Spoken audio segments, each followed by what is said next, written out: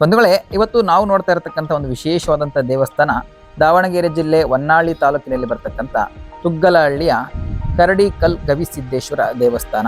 ಇದರ ಒಂದು ವಿಶೇಷ ಏನಂದ್ರೆ ಇಲ್ಲಿ 108 ಲಿಂಗಗಳಲ್ಲಿ ಮತ್ತೆ 108 ಲಿಂಗಗಳನ್ನ ಪ್ರತಿಷ್ಠಾಪಿಸಲಾಗಿದೆ. ಏನು ಈ 108 ಲಿಂಗದಲ್ಲಿ ಮತ್ತೆ 108 ಲಿಂಗ ಅಂದ್ರೆ, ಬನ್ನಿ ಆ ದೇವಸ್ಥಾನಕ್ಕೆ ಹೋಗಿ ತೋರಿಸ್ಕೊಂತ ಆ ಮಾಹಿತಿಯನ್ನ ಹೇಳ್ತೀನಿ. ಬಂಧುಗಳೇ, ಈ ದೇವಸ್ಥಾನಕ್ಕೆ ಬರಲಿಕ್ಕೆ ನೀವು ಹೊನ್ನಾಳಿಯಿಂದ ಶಿಕಾರಿಪುರ ಹೋಗ್ತಕ್ಕಂಥ ರೋಡ್ನಲ್ಲಿ ನಿಮಗೆ ಅಲ್ಲೊಂದು ಸೊರಟೂರು ಅಂತ ಒಂದು ಗ್ರಾಮ ಬರುತ್ತೆ ಎಡಗಡೆಗೆ. ಆ ಸೊರಟೂರಲ್ಲಿ ಬಂದರೆ ಒಂದು 4-5 ಕಿಲೋಮೀಟರ್ ಸ್ವಲ್ಪ ಗದ್ದೆ ರೋಡ್ ಥರ ಇದೆ, ಒಟ್ಟು ಸಿಮೆಂಟ್ ರೋಡೆ ಗದ್ದೆ ರೋಡ್ ಥರ ಇದೆ. ಅದರಲ್ಲಿ ಬಂದರೆ ನಿಮಗೆ ಈ ಒಂದು ಸುಂದರವಾದಂಥ ದೇವಸ್ಥಾನ ನಿಮಗೆ ಕಾಣಸಿಗುತ್ತೆ. ಅಲ್ಲಿ ಯಾರು ಕೇಳಿದ್ರು ಹೇಳ್ತಾರೆ ಕರಡಿಕಲ್ ದೇವಸ್ಥಾನ ಯಾವ ಕಡೆ ಹೋಗೋದು ಅಂತ ಹೇಳ್ಬಿಟ್ಟು. ನೀವು ಆ ಸೊರಟೂರಲ್ಲಿ ಬಂದು ಕೇಳಿದರೆ ಎಲ್ಲರೂ ಸಹಿತ ನಿಮಗೆ ದಾರಿಯನ್ನು ತೋರಿಸ್ತಾರೆ. ದೇವಸ್ಥಾನ ಇರತಕ್ಕಂಥದ್ದು ಸುತ್ತಲೂ ಹಚ್ಚ ಹಸಿರಿನ ವಾತಾವರಣದಲ್ಲಿ ನಡುವೆ ಒಂದು ಏಕಶಿಲಾ ಬಂಡೆಯ ಮೇಲೆ ಈ ದೇವಸ್ಥಾನವನ್ನು ಪ್ರತಿಷ್ಠಾಪಿಸಲಾಗಿದೆ. ಇಲ್ಲಿ ಮೊದಲು ನೀವು ವಿಘ್ನೇಶ್ವರನ ದೇವಸ್ಥಾನ ಅಂದರೆ ಗಣಪತಿ ದೇವಸ್ಥಾನ ನೋಡ್ಬೋದು. ಹಾಗೆ 128 ಮೆಟ್ಟಿಲುಗಳನ್ನ ಮೇಲೆ ಹತ್ತಿ ಹೋದರೆ ಅಲ್ಲಿ 108 ಶಿವಲಿಂಗಗಳನ್ನು ಮತ್ತೆ ಹಾಗೆ ಗವಿಸಿದ್ದೇಶ್ವರ ಸ್ವಾಮಿಯವ್ರನ್ನ, ಹಾಗೆ ಅಲ್ಲಿನ ಆರಾಧ್ಯ ದೈವ ಗವಿಸಿದ್ದೇಶ್ವರ ಒಂದು ಲಿಂಗವನ್ನು ಸಹಿತ ನೀವು ನೋಡ್ಬೋದು. ಈ ದೇವಸ್ಥಾನವನ್ನು ತುಂಬ ಅಚ್ಚುಕಟ್ಟಾಗಿ ನಿರ್ವಹಣೆ ಮಾಡಿದ್ದಾರೆ. ಎಲ್ಲೂ ಸಹಿತ ಇಷ್ಟೊಂದು ಮರ ಇದ್ರು ಎಲ್ಲೂ ಒಂದು ಎಲೆ, ಒಂದು ಕವರು, ಪ್ಲಾಸ್ಟಿಕ್ ಎಲ್ಲೂ ಕಾಣಸಿಗೋದಿಲ್ಲ. ದಯವಿಟ್ಟು ಬರ್ತಕ್ಕಂಥವ್ರು ಸಹಿತ ಇದನ್ನು ಹಾಳು ಮಾಡ್ಲಿಕ್ಕೆ ಹೋಗಬೇಡಿ. ಈಗ ನಾವು ನೋಡ್ತಾ ಇರತಕ್ಕಂಥ ಈ ವಿಗ್ರಹ ಈ ದೇವಸ್ಥಾನವನ್ನು ಜೀರ್ಣಾಭಿವೃದ್ಧಿ ಮಾಡಿದಂಥ ಮೂಲ ಪುರುಷ ಇವರು. ಸತತವಾಗಿ ಇಂದಿಗೂ ಸಹಿತ ಇವರ ವಂಶಾವಳಿಯವರೇ ಈಗೂ ಈ ದೇವಸ್ಥಾನದ ಅಭಿವೃದ್ಧಿ ಕಾರ್ಯಗಳನ್ನು ನೋಡ್ಕೊತಾ ಇದ್ದಾರೆ. ನೋಡಿ, ಮೇಲೆ ಹೋಗ್ತಕ್ಕಂಥ ಭಕ್ತರಿಗೆ ಬಿಸಿಲು ಆಗಬಾರ್ದು ಮತ್ತು ಮಳೆ ಬಂದರೆ ಮಳೆಯಲ್ಲಿ ತೊಯ್ಲೂಬಾರ್ದು ಅಂತ ಹೇಳ್ಬಿಟ್ಟು ಇಲ್ಲಿ ಹೋಗ್ತಕ್ಕಂಥ ದಾರಿಯಲ್ಲಿ ಮತ್ತು ಬರ್ತಕ್ಕಂಥ ದಾರಿಯಲ್ಲಿ ತಡಾಲಿಗೂ ನಿಮಗೆ ತಗಡನ್ನು ಹಾಕಲಾಗಿದೆ, ಮೇಲ್ಛಾವಣಿಯನ್ನು ಹಾಕಲಾಗಿದೆ.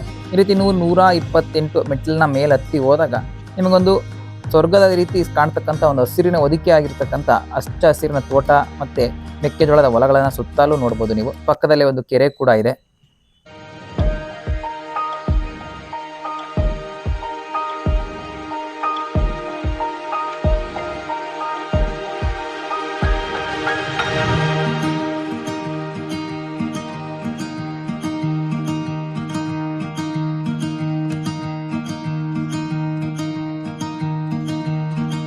ನೋಡಿ, ಇಲ್ಲಿ ದೇವಸ್ಥಾನದ ಎಂಟ್ರೆನ್ಸ್ ಅಲ್ಲಿ ಸಣ್ಣ ಗವಿ ಒಳಗೆ ಒಂದು ಸಣ್ಣ ಒಂದು ಬಸವಣ್ಣ ಮತ್ತೆ ಪುಟ್ಟದಾದ ಒಂದು ಶಿವಲಿಂಗವನ್ನು ಇರಿಸಿ ಪೂಜೆ ಮಾಡಲಾಗುತ್ತದೆ. ನೋಡ್ತಾ ಇರ್ಬೋದು. ಈಗ ಮಳೆ ಇಲ್ಲ, ಅಷ್ಟೊಂದು ಬರಗಾಲ ಬಂದಿದೆ ಈ ಸತಿ, ಹಂಗಾಗಿ ಅಷ್ಟೊಂದು ಹಚ್ಚ ಹಸಿರು ಕಾಣ್ತಾ ಇಲ್ಲ. ಇಲ್ಲಾಂದಿದ್ರೆ ಇಲ್ಲಿ ಎಷ್ಟೊತ್ತಿಗೆಲ್ಲ ಮೆಕ್ಕೆಜೋಳವನ್ನು ಬೆಳೆದ್ಬಿಟ್ಟು ಹಚ್ಚ ಹಸಿರು ನಂತರ ಒದಿಕೆ ಅಂತಕ್ಕಂಥದ್ದಾಗಿರ್ತಿತ್ತು. ಆದರೂ ಸುತ್ತಾಲು ಎಲ್ಲೂ ಸಹಿತ ಗುಡ್ಡ ಅಂತಕ್ಕಂಥ ಇದ್ದಿಲ್ಲ. ಸುಮಾರು ಇಲ್ಲಿಂದ ಒಂದು 20 ಕಿಲೋಮೀಟರ್ ದೂರದಲ್ಲಿ ಸುತ್ತಾಲು ಗುಡ್ಡ ಇದೆ. ಇದೊಂದು ಮಾತ್ರ ಒಂದು ಏಕಶಿಲಾ ಬಂಡೆ ಥರ ನಮಗೆ ಕಾಣಿಸಿಗುತ್ತೆ. ನಾನು ಆಗಲೇ ಹೇಳಿದ್ನಲ್ಲ, 108 ಲಿಂಗಗಳನ್ನು ಒಂದೇ ಜಾಗದಲ್ಲಿ ದರ್ಶನ ಮಾಡ್ಬೋದು ಅಂತ ಹೇಳ್ಬಿಟ್ಟು. ನೀವು ಈ ಕ್ಷೇತ್ರಕ್ಕೆ ಬಂದರೆ ಸಾಕು, 108 ಲಿಂಗಗಳನ್ನು ನೀವು 108 ಲಿಂಗಗಳಲ್ಲಿ ಮತ್ತೆ ನೋಡಿ ಇಲ್ಲಿ ಸಣ್ಣ ಸಣ್ಣ ಕಾಣ್ತಿದ್ದಿಲ್ಲ, ಆ ಲಿಂಗದ ಮೇಲಿನ ರಚನೆಯಲ್ಲಿ ಮತ್ತೆ 108 ಲಿಂಗಗಳನ್ನು ಕೆತ್ತಲಾಗಿದೆ. ಒಟ್ಟಾರೆಯಾಗಿ ನೀವು 108 ಲಿಂಗಗಳಲ್ಲಿ ಮತ್ತೆ 108 ಲಿಂಗಗಳನ್ನು ನೀವು ಒಂದೇ ಬಾರಿ ಒಂದೇ ಸ್ಥಳದಲ್ಲಿ ನೀವು ದರ್ಶನವನ್ನು ಪಡಿಬೋದು. ಇಲ್ಲಿ ಒಂದೊಂದು ಲಿಂಗಕ್ಕೂ ಒಂದೊಂದು ವಿಶೇಷವಾದಂಥ ಹೆಸರನ್ನು ಇಡಲಾಗಿದೆ. ನೀವು ಓಂಕಾರದ 108 ಒಂದು ಪ್ರಕಾರಗಳಿದೆಯಲ್ಲ, ಎಲ್ಲ ಲಿಂಗಗಳಿಗೆ ಒಂದೊಂದು ಓಂಕಾರದ ಹೆಸರುಗಳನ್ನು ನೀಡಲಾಗಿದೆ. ನೀವು ಅಷ್ಟೂ ದೇವರ ಒಂದು ಹೆಸರುಗಳನ್ನು ಓದ್ತಾ ಬಂದಲ್ಲಿ ನೀವು ಓಂಕಾರದ ಎಲ್ಲ 108 ಆಯಾಮಗಳನ್ನು ಇಲ್ಲಿ ಬೋಧಿಸಿದಂಗಾಗುತ್ತೆ. ಹಾಗಾಗ್ಬಿಟ್ಟು ಈ ಕ್ಷೇತ್ರಕ್ಕೆ ಭೇಟಿ ನೀಡಿದಾಗ ಈ ಎಲ್ಲ ಲಿಂಗಗಳ ಹೆಸರನ್ನ ಹಾಗೆ ಮನಸ್ಸಿನಲ್ಲೇ ಓದ್ತಾ ಹೋಗಿ ನಿಜಕ್ಕೂ ಒಂದು ಅದ್ಭುತವಾದಂಥ ಪಾಸಿಟಿವ್ ಎನರ್ಜಿ ಅಂತಕ್ಕಂಥದ್ದು ಮನಸ್ಸಿನಲ್ಲಿ ಫೀಲ್ ಆದಂಥ ಒಂದು ಅನುಭವ ಆಗುತ್ತೆ.